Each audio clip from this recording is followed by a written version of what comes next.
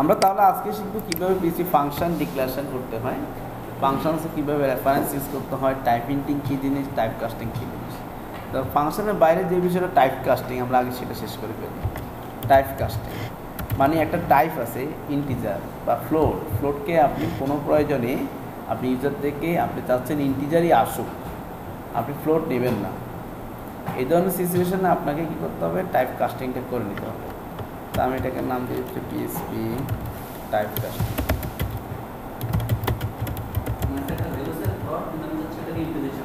ধরুন আমার একটা ভ্যালু আছে $x ইজিকুয়াল টু হচ্ছে 5.5, এটা আমার একটা ভ্যালু আছে, রাইট? এটা আমি 5.5 নিব, বা এটা থেকে ইনপুটটা আসছে 5.5, বাট আমার সিস্টেমের জন্য, আমার সিস্টেম ধরুন আইডি কি কখনো 5.5 হয়? আইডিতে সবসময় হচ্ছে ইন্টিজারই হয়, পূর্ণাঙ্গ সংখ্যা। এখন ইউজার কী করলো, তার আইডিটা দিল 5.5, কোনো কারণে ভুলে হয়তো বা দিতে পারে, অথবা ইউজার দিল যে 5A দিয়ে দিল, ভুলে একটা এ চাপ করে গেল, তার একটা স্ট্রিং করে গেল, কিন্তু আমার এটাকে ইন্টিজারই লাগবে। এক্ষেত্রে আমি কী করতে পারি, ইকো ইন্টিজার x, তার মানে কি আমার এখানে আউটপুটটা আসবে হচ্ছে 5।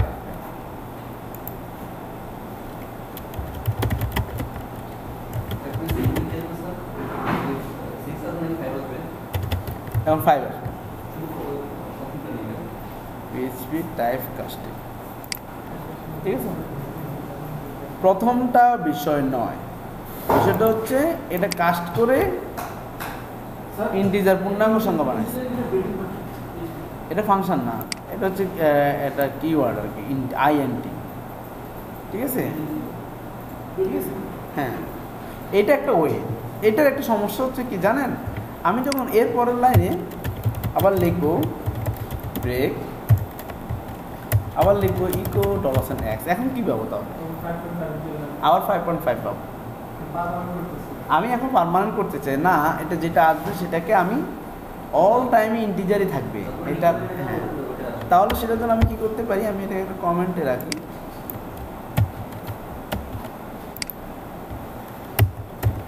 আমি লিখলাম হচ্ছে সেট টাইপ, আমি লিখলাম হচ্ছে $x আর হচ্ছে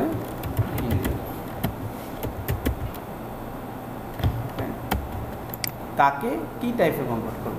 এখন আমি যতবার লিখি ইকো $x, প্রত্যেকবারই আমার আউটপুটটা 5 হয়ে যাবে, ঠিক আছে? এটা ছিল টাইপ কাস্টিং, আমরা করে নিতে পারি। এখন আমরা শিখব টাইপ হিন্টিং। পিএইচপিতে ফাংশনের মধ্যে কীভাবে টাইপ হিন্ট আমরা ইউজ করতে পারি। পিএইচপি 7 এর আগে আমরা টাইপ হিন্টিংটা শুধুমাত্র 2টা টাইপের বেলায় করতে পারতাম, সেটা হচ্ছে অ্যারে এবং অবজেক্টের বেলায়। পিএইচপি 7 থেকে এটা ইন্টিজার, ফ্লোট মানে স্কেলার ডেটা টাইপেরও কাস্টিং করা যায়, ঠিক আছে? টাইপ হিন্টিং করা যায়। তো আমরা প্রথমে দেখি ফাংশন ডিক্লারেশন কীভাবে করি। নাম দিলাম পিএইচপি, আমি ফাংশন যেহেতু আছে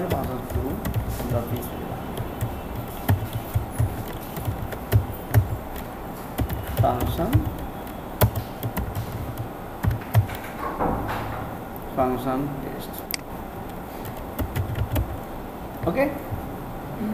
এখন আমি চাচ্ছি ইউজার আমাকে যাই ইনপুট দিক সেটা শুধুমাত্র ইন্টিজারই দিবে, অন্য কিছু আমি নিব না। এটা হচ্ছে পিএইচপি 7 থেকে সাপোর্ট করবে, মাইন্ড। আমি দেখতে হবে যে তাহলে আমার পিএইচপিটা কোন ভার্সনে আছে, পিএইচপি ইনফো, তাই না? আপনি দেখে আসেন।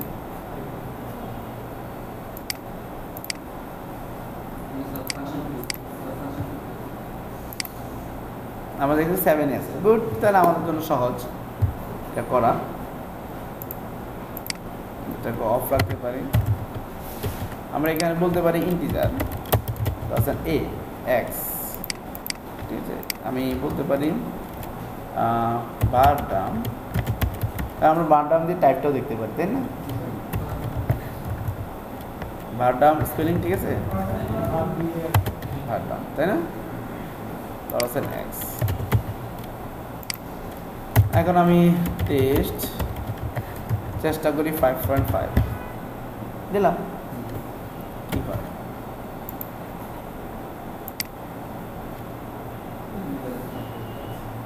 তাহলে সে ইন্টিজারে দিবে, ঠিক আছে। আবার আমি লিখলাম ফ্লোট, তাই তো সে ফ্লোটই পেল।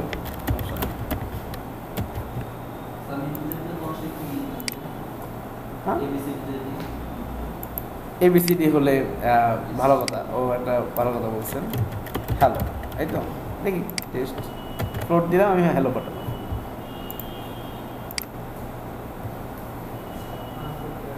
যদি আপনার ডিফারেন্ট হয়ে যায় তখন আপনাকে এরকম একটা এরর দিয়ে দিবে, টাইপ এরর, চেয়েছি ফ্লোট দিয়েছে স্ট্রিং, হবে না। হ্যাঁ, এটা একটা ইস্যু গেল। তাহলে আমরা আর কি কি টাইপে দেবো, যেমন আমি বলতে পারি অ্যারে,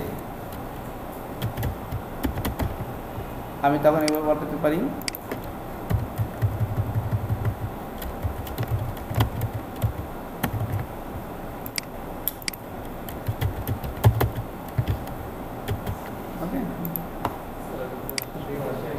একটা থার্ড ব্র্যাকেট কম পড়ছে না,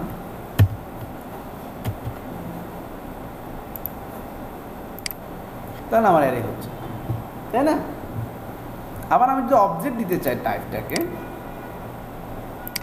এখন দিলাম এ, মানে এ নামক ক্লাসের একটা অবজেক্ট আসতে হবে। তাহলে আমরা একটা এ নামে একটা ক্লাস করি, ক্লাস এ, প্রপার্টি দিই $m হচ্ছে 5 $n হচ্ছে 4। এটা একটা স্যাম্পল একটা ক্লাস আমরা করলাম। তাহলে এ আমি এখানে কি পাঠাতে পারি, তাহলে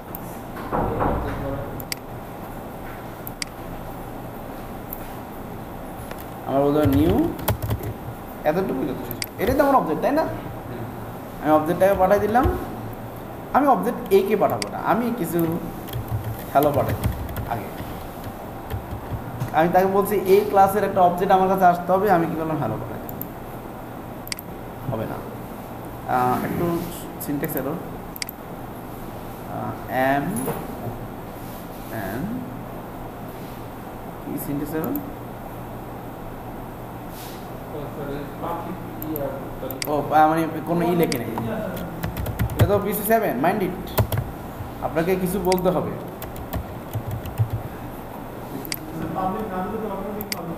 নিত PC 5.6 পর্যন্ত নিত, 7-এ সেটা ঠিক করে দিয়েছে, আনকোড, তাই না, হবে না এরও।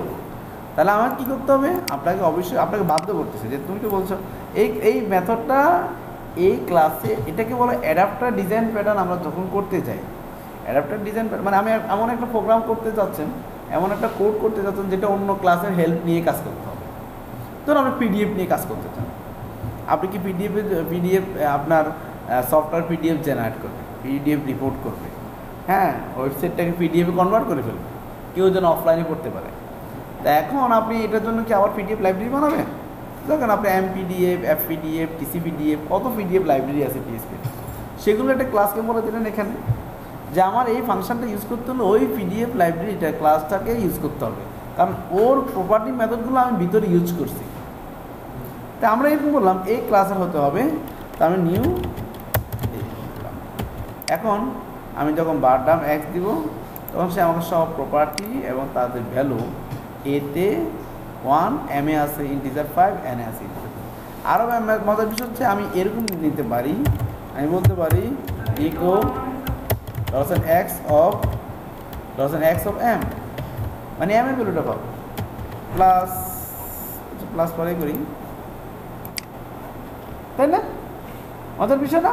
এভাবে আমরা PC7-এ স্কেলার এবং কম্পাউন্ড সব ধরনের ডাটা টাইপে আমরা টাইপ হিন্টিংটা ইউজ করতে পারি। আরেকটা মজার জিনিস আছে, আপনারা এতক্ষণ দেখছেন যে ফাংশন ডিক্লারেশন করে, প্যারামিটার দেওয়া যায়, আর্গুমেন্ট দেওয়া যায়। আপনি চাইলে এখন আমি কোনো প্যারামিটার না দিয়েই ডাটা পাঠাতে চাই, হ্যাঁ, সেটা কীভাবে সম্ভব? জি বলেন। হ্যাঁ, এটা এক্সট্রা এই ক্লাসের একটা অবজেক্ট হ্যান্ডেলার হয়েছে। সেই অবজেক্ট হ্যান্ডেলার দিয়ে এই ক্লাসের সব প্রপার্টি মেথড আমি অ্যাক্সেস করতে পারতেছি। বুঝতে পারলাম? এই যে এম ইউজ করতে পারলাম, এমটা এম নামে তো কিছু নাই, টেস্ট আছে নাই, সেটা আমি এম ইউজ করতে পারলাম, এন ইউজ করতে পারলাম, সব কিছু ইউজ করতে পারলাম। ভেরি ইন্টারেস্টিং একটা বিষয় ফাংশানে। ধরুন আমি এখন কী করবো, কোনো প্যারামিটার দেবো না, এখন আমি কি করব, টেস্টকে যখন কল করব আমি পাঠাই দিলাম হচ্ছে এ কমা বি কমা সি, তিনটা প্যারামিটার, তিনটাকে আমি রিসিভ করতে চাই, কিন্তু নাই, ভিতরে কোনো প্যারামিটার নাই। এটাকে আদৌ পাঠানো সম্ভব?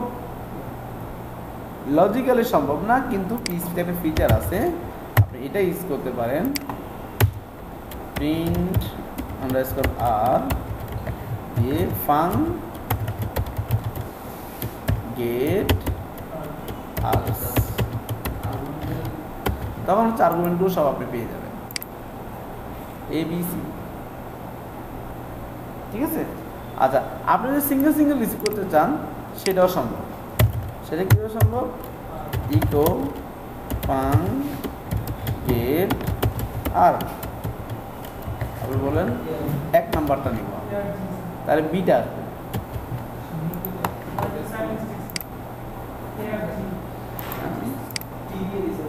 কি দিচ্ছে এটা? ফাং গেট আর, সরি,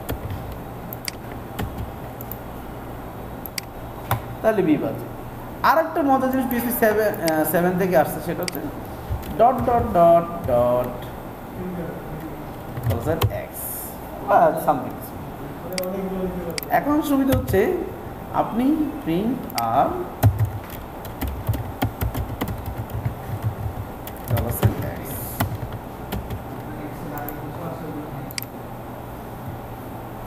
বুঝতে পারলাম আমরা? হবে না না, যতটা কোনো ইস্যু না, 1000টা পাঠান, 3টা ডট একটা ভেরিয়েবল। হ্যাঁ, নাম যে কোনো দিতে, কিন্তু ডট 3টা। ঠিক আছে? এতক্ষণ আমরা দেখলাম টাইপ হিন্টিং, মানে কি রিসিভ করব সেটা। আমরা এতক্ষণ দেখলাম যে এক প্যারামিটার না দিয়েও অনেকগুলো আর্গুমেন্ট রিসিভ করতে পারে, অথবা একটা প্যারামিটারে কীভাবে অনেকগুলো আর্গুমেন্ট রিসিভ করতে পারে সেটাও আমরা দেখলাম, তাই না? এখন আমরা দেখবো পিএসপি 7-এ আরেকটা জিনিস হচ্ছে রিটার্ন টাইপ। আমরা যদি এখানে যান পিএসপি 7 ফিচার,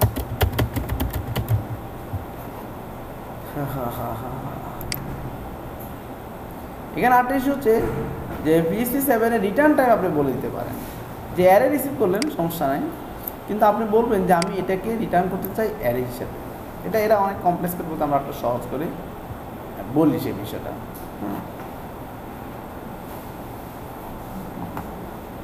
অ্যানোনিমাস ইউজ করছে, আমার দরকার নাই, array clone array.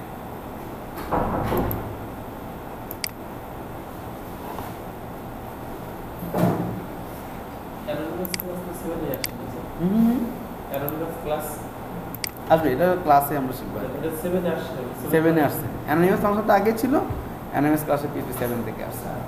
Yes, print আর অ্যারে রিটার্ন করে, তবে অ্যারে কি এবং ভ্যালু শুধু রিটার্ন করে। আর ভারডামটা হচ্ছে কি, ভ্যালু, টাইপ, সাইজ, 4টা ইনফরমেশন রিটার্ন করে। জি বলেন।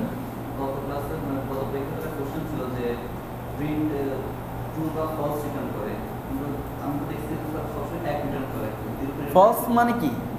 No, false means nothing.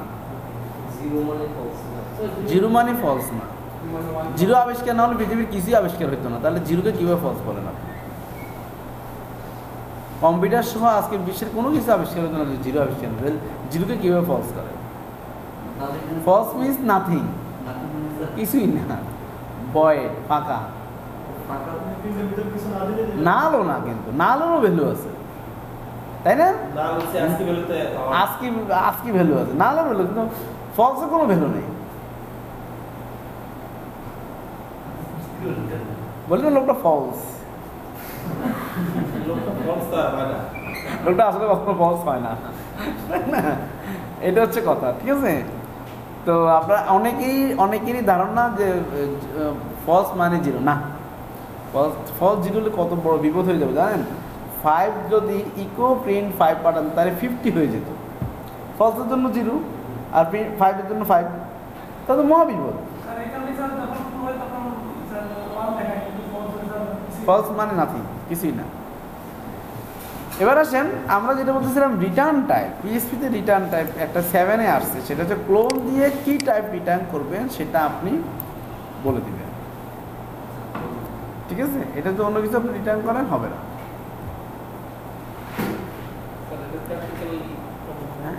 মানে আমার একটা ক্লাস যেখানে প্র্যাকটিক্যাল ইউজ বলতে কি আপনি ফাংশনটাতে আমাদের পিএসপিতে একটা লিমিটেশন ছিল, টাইপ প্রিন্টিংটা ছিল না, এতদিন স্কেলার ছিল না, শুধু কম্পাউন্ডার ছিল। আর একটা লিমিটেশন ছিল যে রিটার্ন টাইপটা আমি বলতে পারি না। হ্যাঁ, তো আমি যদি ফাংশন ডিজাইন করি, ফাংশনাল লজিকগুলো আপনি লিখবেন, হ্যাঁ, তা সেক্ষেত্রে আমি ডিজাইনার হিসেবে আমি বলে দেবো রিটার্নটা অবশ্যই অ্যারে হতে হবে, রিটার্নটা অবশ্যই অবজেক্ট হতে হবে, রিটার্নটা অবশ্যই ইন্টিজার হতে হবে। তাহলে সুবিধা হচ্ছে কি আপনি চাইলেও ভুল করতে পারবেন না, সেভাবেই কাজ করবেন। কারণ আপনার এটা রিটার্ন টাইপ ডিক্লারেশন সিস্টেম, পিএসপিতে রিটার্ন টাইপ ক্লোন দিয়ে কি রিটার্ন করবেন সেটা আপনি বলে দেবেন। তাহলে কি সেটা ধরুন আমরা বললাম ক্লোন, ঠিক আছে, মানে এটা অ্যারে রিটার্ন করতে হবে। তাহলে আমি এবিসি পাঠালাম, এখন এই মুহূর্তে আমার কি আউটপুট আসে, must be type array non return, কারণ আমি অ্যারে পাঠাইনি, কী পাঠাইছি, স্ট্রিং পাঠাইছি। সে তো এটাকে ধরছে ঠিকই, ধরার পরে সে অ্যারে আকারে পাচ্ছে না।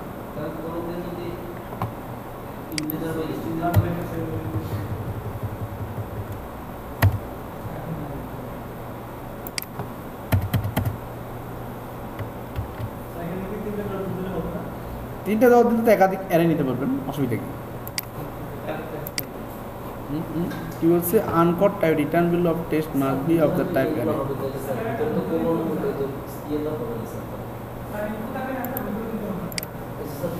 আমি কি দিছি, ক্লোন দিছি তো। ও আচ্ছা আচ্ছা, সরি। আমরা যেটা দেখলাম যে আপনাকে যদি রিটার্নটা আপনাকে অবশ্যই একটা অ্যারে টাইপ রিটার্ন হতে হবে, সোজা কথা। আপনি ফাংশনের ভিতরে অনেক লজিক করলেন, লজিকটা করলেন ধরুন হচ্ছে এরকম যে এখানে এক্স নিলেন, ওয়াই নিলেন, আর এখানে আপনি পাঠালেন হচ্ছে 5, 6, সমস্যা নেই, দোষে কিছু, অবশ্যই দোষে কিছু না। 5, 6 যেটা ভ্যালু পাঠালাম এক্স এবং ওয়াই রিসিভ করবো, তাই না? তাহলে আপনি এখন অ্যারে দিয়ে এভাবে পাঠাতে হবে, এক্স ওয়াই হলো, রিটার্নটা কি হলো, অ্যারে হলো। এখন আপনি 5, 6 যদি অ্যারে না দিতেন, এটা হচ্ছে আপনি দুইটা ভ্যালু পাঠাচ্ছেন, ভিতরে কি প্রসেস করেন, যোগ বিয়োগ গুণ ভাগ if else condition while loop, অনেক কিছু করছেন। ফাইনালি আমার এই ফাংশনের রিটার্নটা অবশ্যই অ্যারে হতে হবে, যা করেন ভিতরে যাই করেন, কিন্তু ফাইনালি রিটার্নটা অ্যারে হতে হবে। যেমন অ্যারে দিছি অ্যারে, তা আমার কাজ হচ্ছে যা যাবে তাই প্রিন্ট করবো। ধরুন আমি একটা ইকো ফাংশন বানাইছি আর কি, যা যাবে তাই প্রিন্ট করবো, করছে অ্যারে আকার প্রিন্ট করবে, অ্যারে আকারে প্রিন্ট করছে। This is the real life example. Real life programmatically বলতে আপনি এটা হচ্ছে আপনি ফাংশন টু ফাংশন ডিজাইন করতে গেলে তখন রিটার্নটা এটা বলে দিতে হয়, তারা অবশ্যই যেন রিটার্নগুলো অ্যারে হয়। আর একটা হচ্ছে এটা স্ট্রিক্টলি মেনটেনও হচ্ছে, কেউ ভুল করতে পারলো না। যে আমাদের বললেন যে আমি যে পিডিএফ জেনারেট করব, ওটা অন্য জিনিস, এটা টাইপ প্রিন্টিং অন্য জিনিস, এটা হচ্ছে রিটার্ন টাইপ। টাইপ প্রিন্টিং আমি কী রিসিভ করবো, ওই অবজেক্টের মেথড রিসিভ করবো, ঠিক আছে? এটা হচ্ছে আমি আমার ফাংশনের জন্য রিটার্ন অলওয়েজ অ্যারে রেখে দিলাম, ঠিক আছে? যিনি এই ফাংশন নিয়ে ভবিষ্যতে কাজ করতে চায় তিনি সে যদি কোনো লজিক বিল্ড আপ করতে সে জানে এই ফাংশন রিটার্ন টাইপটা হচ্ছে অ্যারে, তাকে অ্যারে রিটার্ন করতে হবে এবং সে আউটপুটটা তখন অ্যারে পাবে, ঠিক আছে? এটা ছিল রিটার্ন টাইপটা আমরা কীভাবে ক্লোন দিয়ে অ্যারে দিতে হবে এবং ফাংশনের রিটার্নটা অবশ্যই অ্যারে। রিটার্ন টাইপটা অ্যারে হতে পারে, ইন্টিজার দেন, আইএনটি লিখে দেন, তাহলে এখানে ইন্টিজার আইএনটি কোথায় লিখলাম, ইন্টিজার। আর এখানে তাহলে লিখে দেন হচ্ছে জাস্ট $x প্লাস $y। এখানে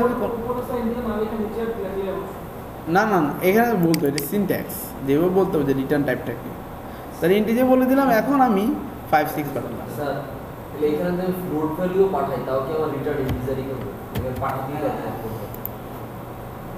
এখন কি হলো, 11 হলো। আমি এখন চেক করি, ফ্লোট দেই 6.5, ঠিক আছে। তাহলে বেনিফিটটা কি, রিটার্ন টাইপ যদি আমি বলে দিচ্ছি, ইউজার যদি ইনপুট ভুলও দেয় তাও সমস্যা হবে না আমার। তাহলে টাইপ হিন্টিং দিয়ে এই কাজটা করতে পারে, রিটার্ন টাইপ দিয়ে কাজটা করতে পারে, ঠিক আছে। ওকে, তাহলে এই ছিল আমাদের মোটামুটি ফাংশন নিয়ে, function type hinting, type casting, function parameter, argument নিয়ে কিছু সামথিং। ওকে, গুড।